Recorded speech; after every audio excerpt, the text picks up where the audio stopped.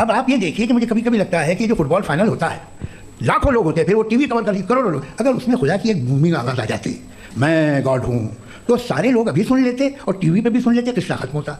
ये इतनी राजदारी क्या है कि तुम सामने कुछ तो सबूत दे दो हमें सॉलिड, ये कैसा कि यूनिवर्स कैसे बने, इससे मसला क्या हल होगा। मैं पूछूंगा आपसे खुदा कैसे बना, क्यों नहीं पूछूंगा, कैसे நாம் நாடினால் அவர்களுடைய கழுத்துக்கள் பணிந்து குனிந்து வரும்படி செய்யக்கூடிய அத்தாட்சியை வானத்திலிருந்து அவர்கள் மீது நாம் இறக்கி இருப்போம். இன்னும் அர் ரஹ்மானிடம் இருந்து புதிய ஞாபகமூட்டி வரும்போதெல்லாம் அதனை அவர்கள் புறக்கணிக்காமல் இருப்பதில்லை. திடனாக அவர்கள் இவ்வேதத்தையும் பொய்ப்பிக்க முற்படுகிறார்கள்.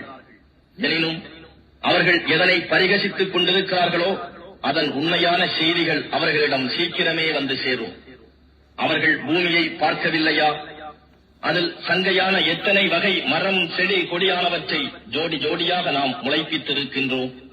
நிச்சயமாக இதில் அத்தாட்சி இருக்கிறது. எனினும் அவர்களில் பெரும்பாலோர் நம்பிக்கை கொள்வோராக இல்லை. அன்றியும் நபியே, நிச்சயமாக உம்முடைய ரப்பு வல்லமை மிக்கவன், மிக்க கிருபை உடையவன். உம் இறைவன் மூசாவிடம் அநியாயக்கார சமூகத்திடம் செல்க என்று சத்தமிட்டு கூறிய சமயத்தை நினைவு கூறுவீராக. ஃபிர்அவுனின் சமூகத்தாரிடம் அவர்கள் அல்லாஹுவுக்கு அஞ்ச மாட்டார்களா? இதற்கு அவர்